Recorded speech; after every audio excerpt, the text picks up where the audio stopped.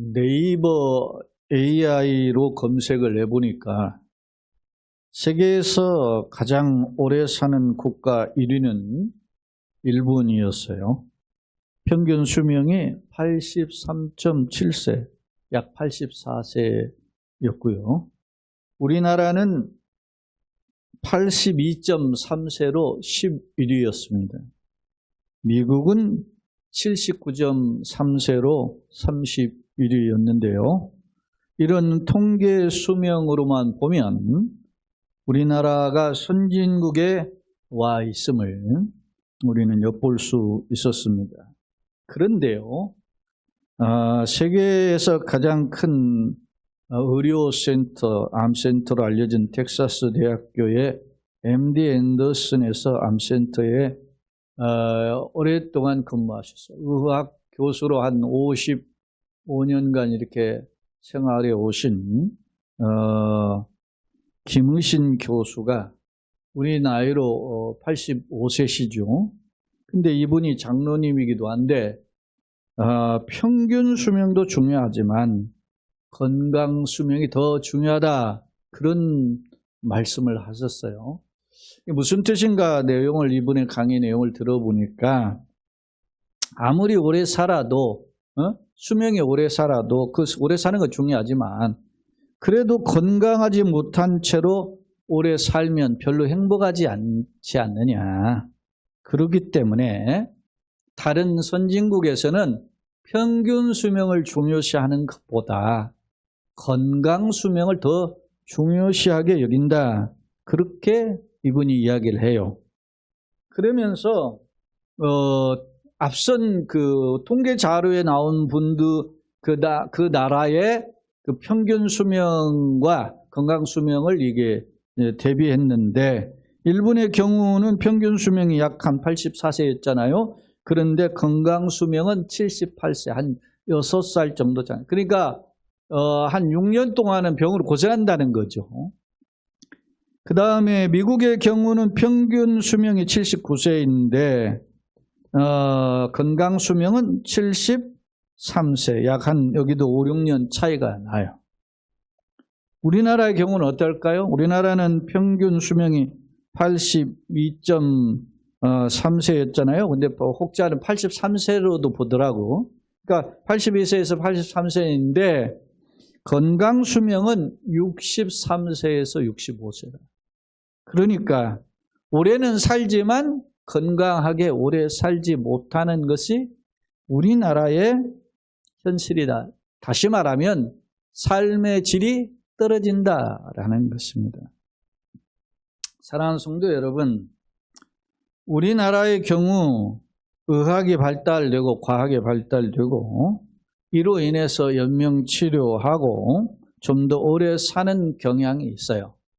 제가 최근에 살펴본 자료에 보니까 이 소위 그 암이 걸린 분들이 항암 치료나 이런 방사선 치료를 해서 생명이 연장된 케이스가 세계에서 평균적으로 얼마인 줄 아세요? 얼마 오래 사는지 아십니까? 석 달 오래 산다. 평균. 그런데 그래서 이 의사들이, 전문가들이 논쟁이 있었다는 거예요. 굳이 석 달 오래 사는데 이거 항암 이런 것에 대해서 권유와 이런 치료를 고집할 필요가 있는가, 그래도 해야 된다 하는 것으로 갑론을박이 있어서 여지껏 그 의견이 팽팽하다 그래요. 그러니까 우리가 저는 이 이야기를 하면서 어떤 마인드가 중요하다라는, 암을 대하는, 내 건강을 대하는 생각이 좀 우리가 뭐 그렇게 이야기하잖아요. 누구든지 그리스도 예수 안에 있으면 새로운 어떻게? 피조물이잖아요. 이전 것은 지나갔으니 보라 새 것이 되었다 그랬잖아요. born again, 중생했단 말입니다. 그러면 중생을 했으면 중생한 자의 마인드로 살아야 되는 거지.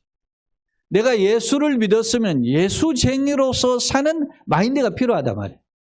그러면 그렇게 되었을 때에 보세요. 똑같은 사람이지만 어린아이와 젊은이와 작년에 그 생각이 달라요.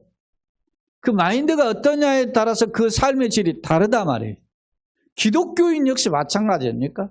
내가 예수를 믿기 전에 그냥 소위 말하면 처치맨으로 산 거하고 교회는 수십 년 다녀도 그건 처치맨이야. 변화가 필요한 거예요. 그리스도인으로, 크리스천으로 변화가 필요하단 말입니다.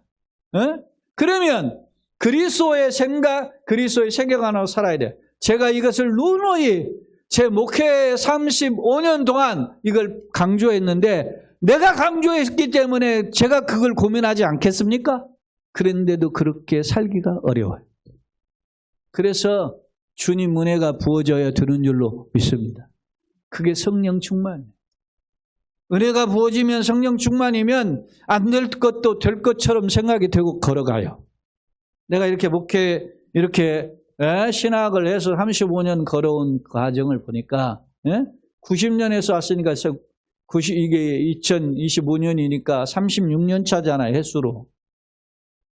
걸어왔는데 내가 정말 그렇게 걸어왔나 되돌아보면 많이 죄송하다 말이에요. 자, 앞서 이야기 우리나라의 경우 이렇게 발달이 됐는데 생명 연장하는 예는 기술적으로는 발달됐어요.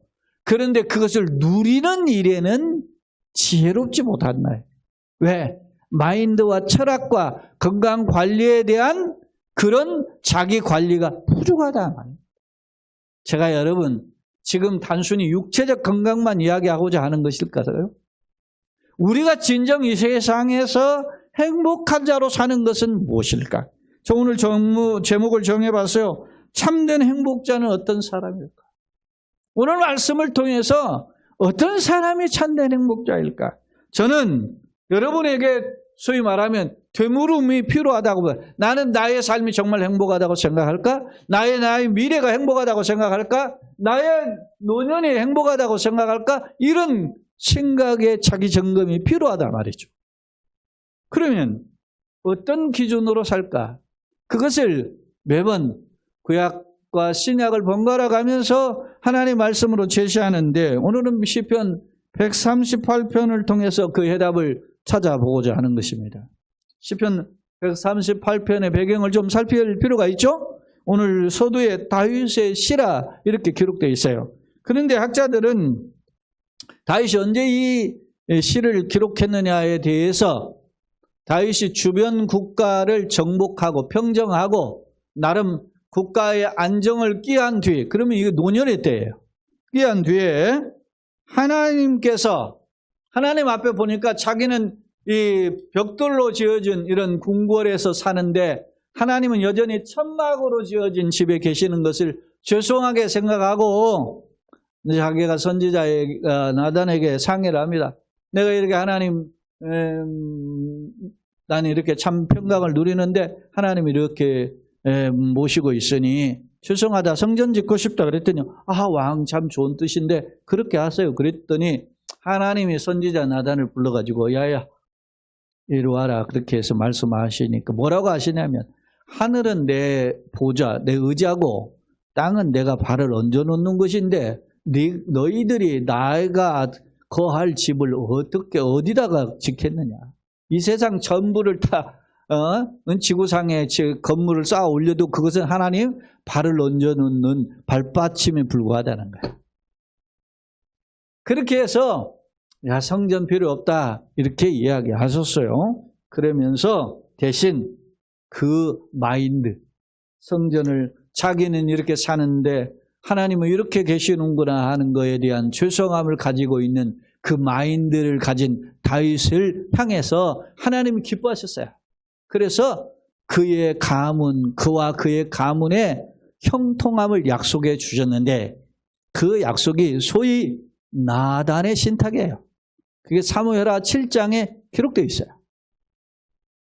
그 사무엘하 7장에도 보면 그 18절부터 다윗의 기도거든요. 마지막 절까지가. 그렇게 기도했는데 바로 이러한 상황에서 다윗이 어떤 기도를 찬송하고 노래를 했느냐를 시편으로 기록했는데 그게 138편으로 학자들은 해석한단 말입니다. 자, 그러면 시편 138편에서 저는 다윗의 행복관을 두 가지로 정리해 보았어요. 1절로 6절, 7절로 8절 두 가지로 정리해 봤는데 먼저 1절로 6절은 어떤 행복관인가를 한번 봅시다. 같이 읽어봅시다. 1절로 6절. 내가 전심으로 주께 어떻게 감사하며. 사랑하는 여러분, 전심, 온 마음을 다해서 주님께 감사해야 돼. 그 학자들이 다윗 이전의 왕이 사울왕이고 다윗 이후의 왕이 솔로몬이잖아요. 근데 이 세 명의 왕이 전부 다 40년씩 통치했어요. 근데 이 세 명의 왕을 성경학자들이 마음으로 표현을 했는데 어떻게 표현을 했냐면 사울왕은 40년 통치하다가 하나님 앞에 마음이 전심을 가지 못했어요. 무심 이렇게 표현해요. 무심. 마음이 하나님을 향하다가 도달하지 못한 마음. 다윗 왕은 마음이 하나님께 오로지 하나님을 향했던 왕, 전심으로 섬긴 왕. 그래. 솔로몬 왕은 반심, 반절 절반 섬기고 절반 이렇게 이야기해요. 학자들의 견해 중에 하나를 제가 빌어온 거예요. 다시 1절 봅시다. 내가 어떻게? 전심으로 주께 감사합니다. 사랑하는 여러분, 주님께 마음을 다해 감사하는 자 되기를 소원합니다. 사람은 살다 보면 자기한테 잘하는 사람은 간쓸게 빼주는 거예요. 고슴도치도 사랑, 그러나 욕을 하든 어떻든 간에 서운하든 어떤 간에 자기의 도리의 마음을 다할 수 있는 것이 그것이 진정한 사랑인 줄로 믿습니다. 아멘? 그렇죠. 그래서 성경을 통해서 내가 배우고 깨닫고 내 마음을 고쳐먹는 거야.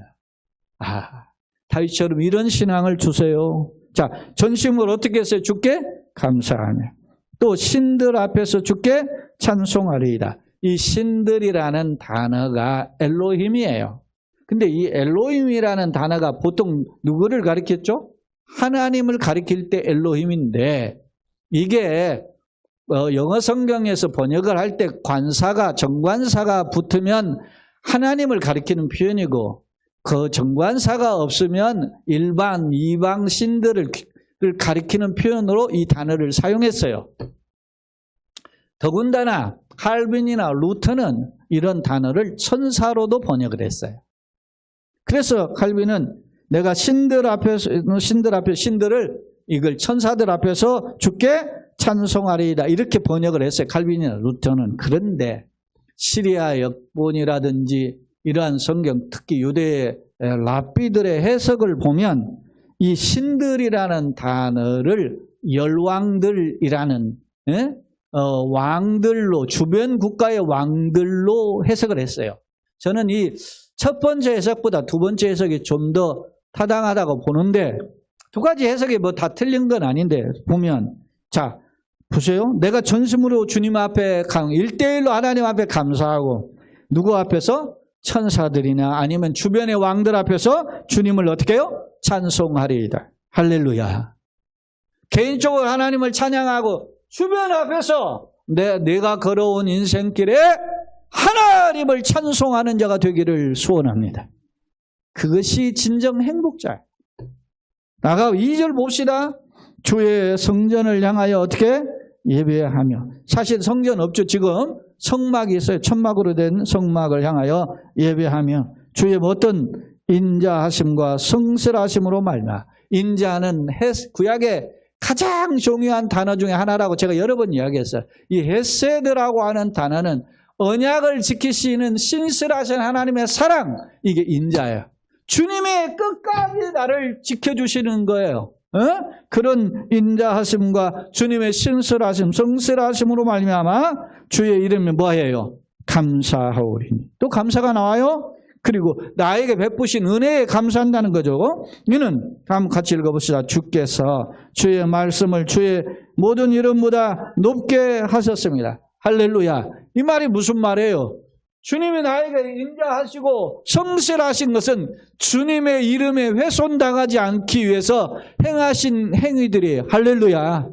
그러니까 주님은 누구의 이름을 걸고? 당신의 이름을 걸고 당신의 자존심을 걸고 우리에게 복을 주시는 분인 줄로 믿습니다.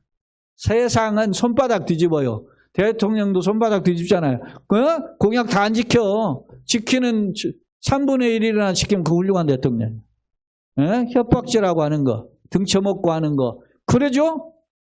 여러분 이번에 북한에서 뭐 101명 러시아 파병 농사 101명 죽었다고 그렇게 해서 무슨 행사를 했는데 보도에 남북해상 보도에 의하면 12,000명 죽었다더라고. 우리 국정원에서는 600명 이상 죽었다고 이야기했는데 12,000명까지 죽었다고 하는 보도가 있어요. 그러니까 지도자들의 구라를 믿을 수가 없는 거야. 여러분 역대로 보면 미개한 나라, 미개한 어떤 독재가 통치하던 나라에는 누구의 말을 잘 듣냐면 독재 권력의 말에 착 미혹돼요. 그런데 여러분 하나님은 어떤 분이에요? 신실하신 분이에요. 인자하세요. 왜? 당신의 이름을 걸고 우리에게 복을 주시기를 원하시기 때문에. 할렐루야. 그러니 세상을 바라보지 말고 세상 권력에 흔들리지 말고 오늘 우리가 주님을 바라봐야 되는 줄로 믿습니다. 오늘 본문에서 우리에게 주는 거잖아요. 자, 그 다음에 이제 계속 봅니다. 내가 간구하는 날에 기도하죠. 평생을 기도했잖아요. 다윗이 기도의 사람이다. 주께서 뭐 하시고? 응답하시고 내 영혼에 힘을 주어 나를 어떻게 강하게 하셨나이다. 여호와여 세상의 모든 왕들이 주께 보여 감사할 것은 그들이 주 입의 말씀을 들음이오며 그들이 여호와의 도를 노래할 것은 여호와의 영광의 크심이니이다. 마지막 절 크게 한번 읽어봅시다. 여호와께서는 높이 계셔도 낮은 자를 굽어 살피시며 멀리서도 교만한 자를 아심이니이다. 할렐루야. 그 주님은 전지전능하신 하나님. 그래서 그 하나님 앞에 뭐라 한다는 거예요? 지나온 걸음, 현재의 삶을 나는 어떻게 하겠다? 감사하겠다. 따라서 합시다. 감사하는 자가 진정 행복자다. 아멘.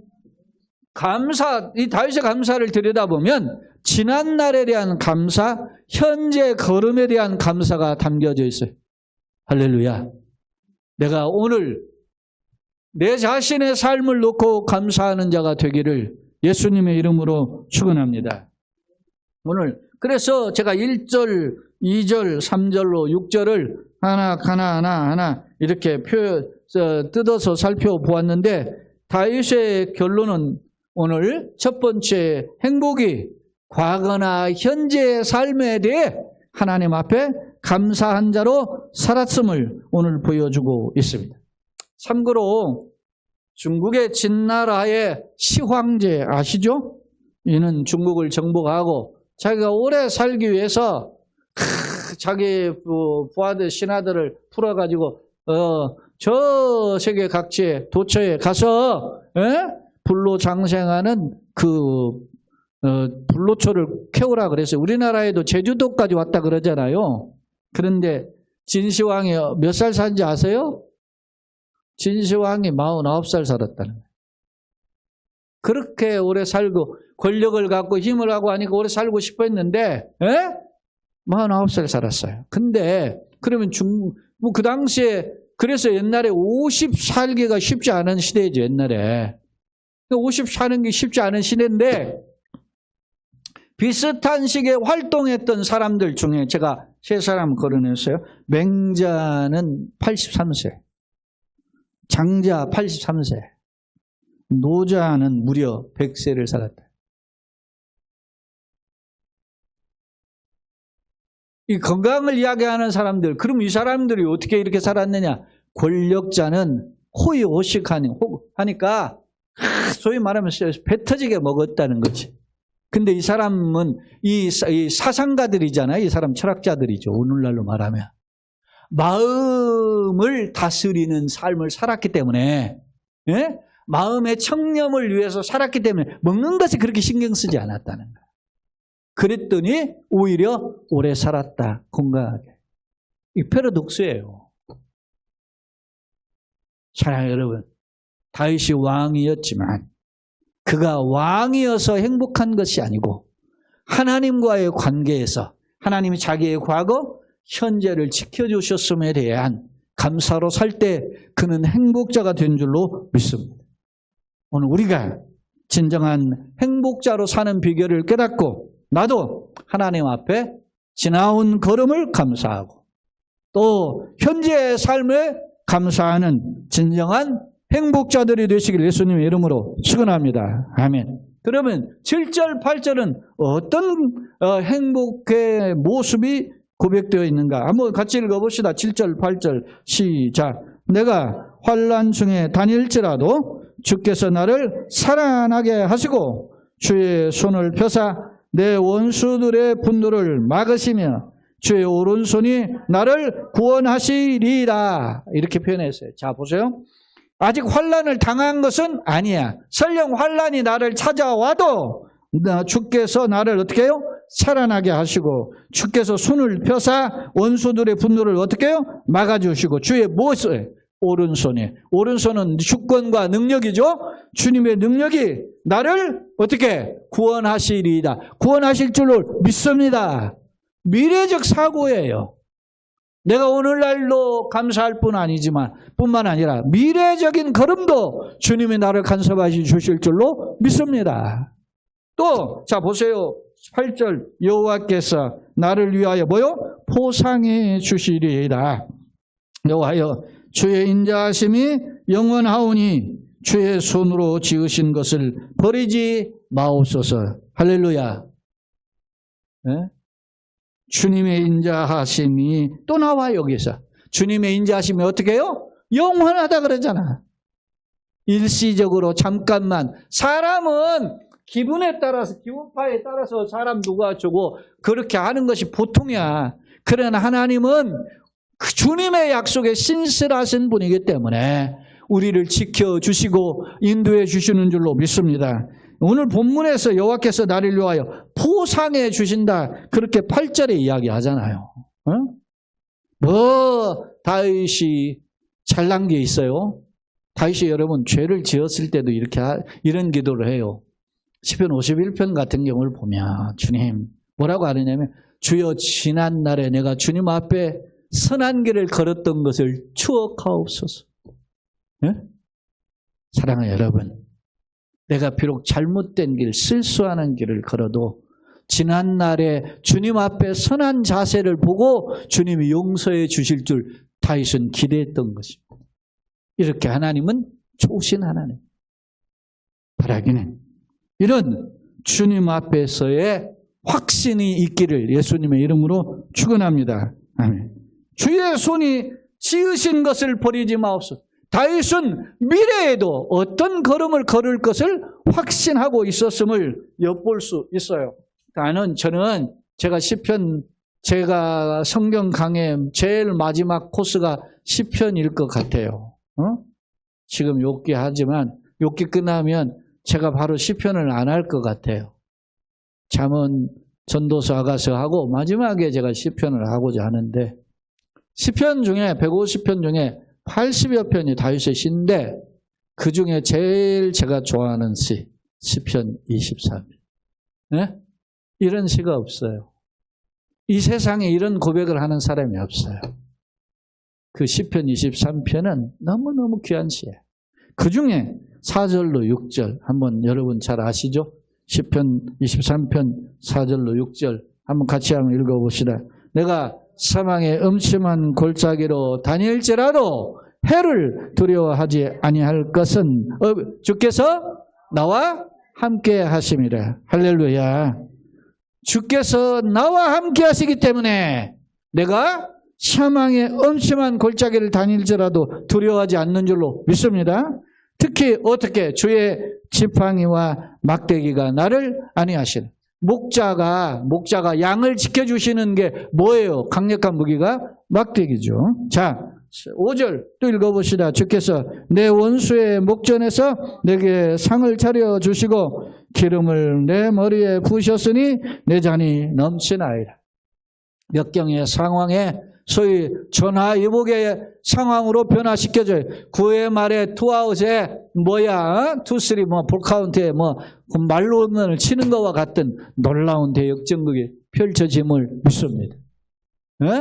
타이슨이 이런 고백을 했어요. 원수의 목전에서 원수가 나를 말이지 조롱하고 이렇게 할게 칠 때 하나님은 내게 상을 베풀어 주시고 내게 기름을 내 머리에 바르셨다 그랬어요. 그 마지막 6절 봅시다. 이 고백이 어때요? 내 평생에 할렐루야. 일시적으로가 아니에요. 내 평생에 무엇이 인자하심이 반드시 나를 따르리니 내가 여호와의 집에 영원히 살리로라. 할렐루야. 어디에 살고 싶어요? 하나님 여호와의 집에. 사랑하는 여러분, 그러니까 노년에 계시는 성도들 특히 주님 내게 손과 발목에 힘을 주시고 힘을 주소서. 내가 섬기는 교회에 죽을 때까지 출입케 하여 주옵소서. 할렐루야. 우리 황군도 권사님 105세 되실 때까지 하나님의 교회에 출입하셨어요. 물론 우리 돌아가신 우리 신명천 지사님이 또 업기도 하시기도 하고 그랬지만 여러분 105세 되실 때 앞에 나오셔서 특송하실 때 찬양도 하셨잖아요. 이게 그냥 되는 일이 아닙니다. 오직 은혜로 되는 줄로 믿습니다. 여러분 기왕이면 하나님 건강 평균 수명도 좋지만 얼마를 사냐 좋지만 건강하게 살아야 된다는 것이 의학 박사의 이야기잖아요. 기왕이면 우리가 예수를 믿되 하나님 앞에서 여러 가지 세상 복락 누리는 것도 좋지만 하나님과 교통하며 하나님의 교회에 출입하며 살다가 떠나게 하여 주옵소서. 그런 기도가 필요한 거예요.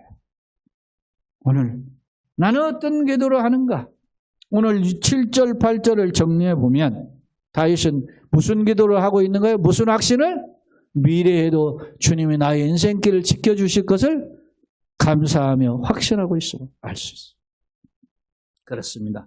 참된 행복은 이런 하나님 앞에서의 벌어지는 나의 인생길에 대한 비전임을 알 수 있어요. 도대체 그러면 한 가지 궁금한 게 있어요. 도대체 다윗이 왜 이런 기도를 이런 찬송을 하고 있을까? 이런 확신을 하고 있을까? 근거가 무엇일까라고 할 때 앞서 제가 이야기했죠. 이 시편 138편의 배경이 학자들의 견해를 보면 다윗이 주변 국가를 평정한 후에 하나님 앞에서 자기 삶을 돌아보니까 자기는 왕궁에서 참 편안하게 사는데 하나님은 누추한 천막에 계심을 생각하고 성전 짓고자 할 때 그때 하나님이 어떻게 해요?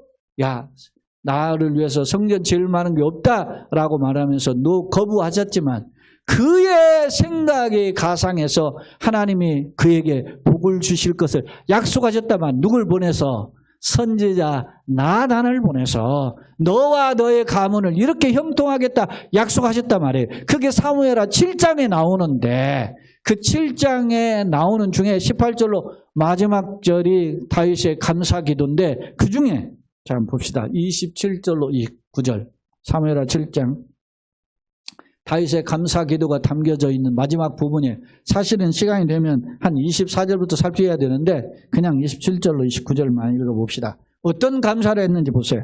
만군의 여호와 이스라엘의 하나님이여 주의 종의 귀를 여시고 이르시기를 내가 너를 위하여 집을 세우리라 하셨으므로 주의 종이 이 기도로 주께 간구할 마음이 생겼나이다. 다윗이 하나님께 건물이 된 성전을 짓고자 하니까 하나님은 대신 응답을 뭐라고 그랬어요? 야 아니야 이놈아 네가 나를 위하여 집을 지을 일이 무슨 집을 지을 수 있어? 단지 야 너무너무 기특하다. 오히려 내가 너의 집을 세워주겠노라. 할렐루야. 그래서 하나님이 내가 너를 위하여 집을 세우리라 그렇게 말씀하신 거예요. 그렇게 하시니까 이 다윗이 어떻게 해요? 막 흥분된 거예요. 막 설렌 거예요. 그래서 이제 주의 종이 주님께 간구할 마음이 어떻게 해요? 기도가 생겨났단 말이에요. 기도가. 흥분돼서 기도하는 겁니다. 자, 28절 뭐라고? 주 여호와여 오직 주는 뭐라고? 하나님이시며 주의 말씀 뭐라고?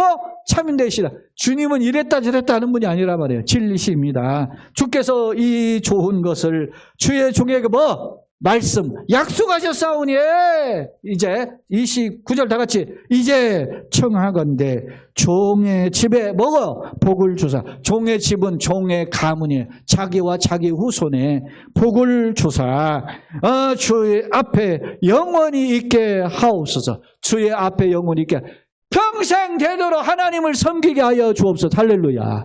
예수 믿는 가정이 최고인 줄로 믿습니다. 그리고 주 여호와여 께서 말씀하셨사오니 근데 마지막 주의 종의 집이 영원히 복을 받게 하옵소서. 할렐루야. 야, 다윗이 이게 다윗이 보통 똑똑쟁이가 아니에요. 에? 하나님이 피할 수 없는 기도만 하는 거야. 하나님이 약속하셨사오니 내가 기도할 마음이 생겼습니다. 하나님이 종의 집에 복을 주신다 했으니 내가 흥분되어 하나님 앞에 기도합니다. 약속하신 대로 복을 받게 하여 주옵소서. 할렐루야. 이런 기도가 있기를 예수님의 이름으로 축원합니다. 그러니까 성경은 뭐요? 살아계신 하나님의 말씀인 줄로 믿습니다. 히브리서 4장에 보면 12절에 하나님의 말씀은 살았고 능력이 있어서 저희 어떤 날선 검보다도 예리하여 홍과 연과 관과가 홀수를 찔러 쪼갠다. 믿습니까? 하나님의 말씀 천지는 없어지겠으나 여호와의 말씀은 율법은 1.16이라도 없어지지 않고 다 이루리라. 믿습니까? 그러니까 우리는 이 생명의 말씀 살아있는 하나님의 말씀 붙잡고 기도하는 걸 믿습니까? 그래요. 어떤 것보다 기웃거리지 말라 말이죠. 여러분이 통장에 10억, 20억 있는 것이 중요한 게 아니라 하늘 창고에 믿음으로 간구한 기도가 쌓아지기를 소원합니다. 그것이 다윗의 행복이었어요. 그러니 너무나 흥분된죠. 이걸 누가 알아요? 이런 이야기 해봐요. 오늘 세상 사람들한테 미친놈이라 그래. 미친놈. 제정신이 아니라 하지. 사람이 가진 게 있어야 배짱을 튀길 텐데 다윗은 어떻게 해요? 왕이어서가 아니에요. 나라를 평정해서가 아니에요. 자기 안에 누가 계세요? 하나님이. 자기 안에 하나님의 약속의 말씀이 계시기 때문에 기뻐했던 것입니다. 사랑해요 여러분. 오늘 말씀을 정리해보면 다윗은 과거와 현재에 대한 감사에 있고 미래에 대한 그리고 자기의 가문까지 확신을 가지고 기도하는 행복자였음을 살펴볼 수 있습니다. 바라기는 우리 모두도 이런 행복자와 그런 가문이 되기를 예수님의 이름으로 축원합니다. 아멘. 말씀을 정리해 보겠습니다. 제가 3일 전에 25일자인 것 같아요. 그 통계청이 발표한 통계 내용이 있어요. 그게 뭐냐면 2024년도 작년도예요. 사망 원인에 대한 통계 결과를 발표했어요. 우리나라 통계청이. 그 내용을 보니까 지난해 우리나라 인구 10만 명당 자살률이 29.1명이에요. 29명 정도가 10만 명당 죽었어요. 그런데 이는 작년 기준보다 1년 전, 그러니까 2023년이죠. 2023년보다 1.8명, 6.6% 늘어났다 그래요. 그런데 이게 통계가 2003년도 이후에 우리나라가 세계 소위 경제협력개발기구죠. OECD. 이에 가입된 이후에 통계치가 쭉 나왔는데 2003년이니까 작년 기준이니까 21년째. 21년째 우리나라가 자살률 1위 국가예요. 자살률 1위 국가인데 놀라운 점은 자살률이 10대에서 30대까지 그 죽음의 원인이 뭐냐 했을 때 자살이 1위였단 말이에요. 10대에서 30대가. 그러니까 우리 청소년 젊은이들 죽는단 말이죠. 그리고 그게 우울증에 걸려서 생에 살기가 힘들다고 포기하는 사람들이 많단 말이야. 그래서 죽었어요. 그런데 그게 그 사망 원인의 1위가 자살이었는데, 올해 작년에 조사해본 그 통계에 우리나라 40대 사망 원인의 1위가 자살이었다는 거예요. 이제는 40대로 늘어났다는 거예요, 이게. 사망 원인이. 예? 제가 아까 이야기하잖아요. 평균 수명보다 건강 수명이 중요한데, 육체적 건강을 이야기하는 거잖아요. 건강하게 63세, 65세 밖에 못 산다는 거지. 근데 마음의 건강 역시도 지금 우리는 굉장히 뒤떨어져 있다는 거예요. 이 통계가 이야기하는 거 지금 3일 전에 제가 본 거예요. 지금 어제 제가 자료로 이틀 전에 보았거든요. 사랑하는 여러분, 우리 사회가 외형적으로 선진국에 있어요. 네? 경제 선진국으로만 6, 7위까지, 국방력으로는 5위, 이런 식의, 예? 아까 이야기했잖아요. 평균 수명 따지면 11위예요. 그런데 여러분, 이렇게 우리 겉으로는 번지르한 나라가 골마 터져 있단 말이에요. 그런데도 한결같이 화두는 뭐요? 먹거리예요. 경제 이야기겠지. 어떻게 먹고 살 것인가? 그 이야기밖에 안 해. 미래에 대한 대책이 없어요. 네?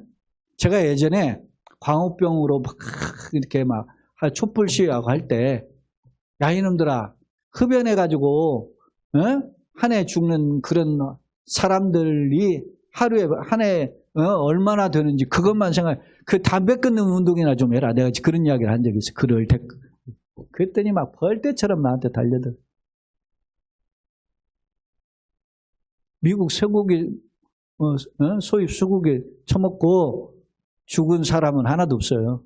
어느 배우가 그랬잖아요. 미국 소고기 먹으려면 아가리에 청산거리를 털어 넣겠다고 했어요. 여자 연예인이.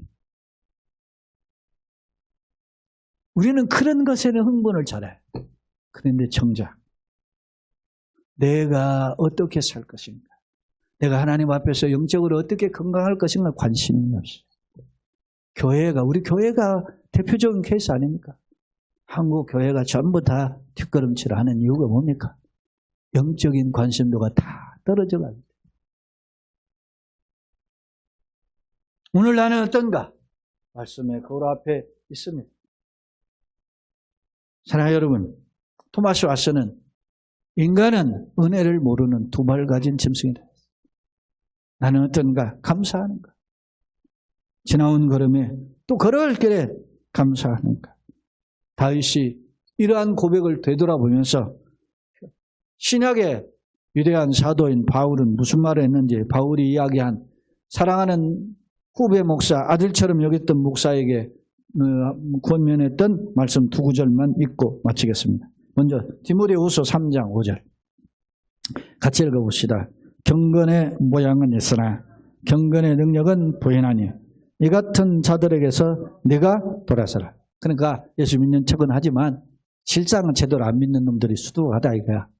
그러니까 이런 자들을 구별하고 그런 거 똑 따라가지 말고 너는 돌아서라 그랬어요. 디모데전서 4장 5절에 그러면 경건이 어떤 경건인가? 어떻게 해야 참된 경건인가? 같이 읽어봅시다. 하나님의 말씀과 기도로 거룩하여 짐이라. 할렐루야. 내가 진정 하나님 앞에 경건한 사람은, 감사의 삶은 말씀과 기도의 삶을 사느냐가 관건이. 바라기는 우리가 말씀과 기도에 붙들려서 하나님 앞에 감사하고 그것이, 그 감사가 내 자신과 우리 가정과 자녀들까지 이어지는 복된 가정 되시기를 예수님의 이름으로 축원합니다. 아멘.